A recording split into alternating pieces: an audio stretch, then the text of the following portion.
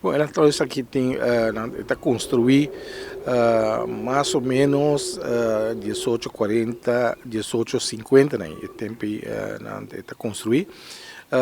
Ela passa de diferente donho, mas conta o grupo AWE, de tudo donho lá, mas começando a explicar assim de atividade que está tomando lugar. Riba é plantagem, cultivação de aloe, crio de vaca, crio de cabrito, crio de carvão, estava a planta, mas também esse é produto não básico que estava a sair for de plantagem aqui, mas contando que tem diferentes postos, tem para trás e lá tem um tique mais para riba e a plantagem estava mais grande antes, então tem mais postos. Depois está assim terreno mais chiquito e pida meme que era eu aí o que está manejar para a Fundação Cruzada.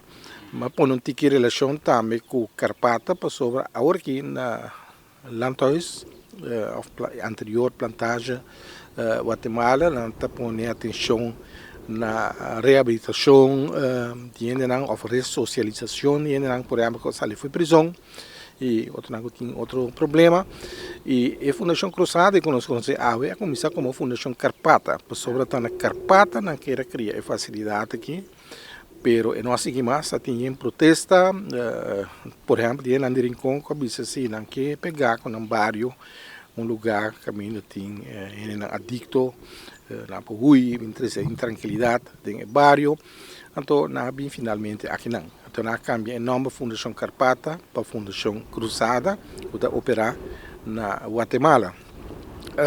Me explica também o rol que Guatemala tem história de no século passado.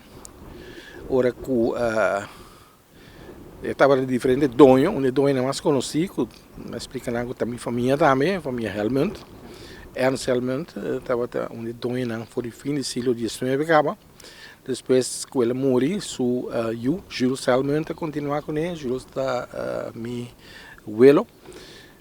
Ora, Jules morreu, ela passa para o seu que é Charles Helmut, Choncha, não estava a chamar, 1928, ele vira dono de Guatemala. Ora que Helmut tata morreu.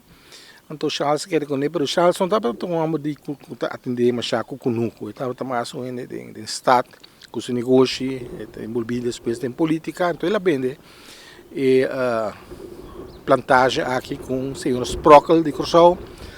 Sprockel vende com L.D. Gerards.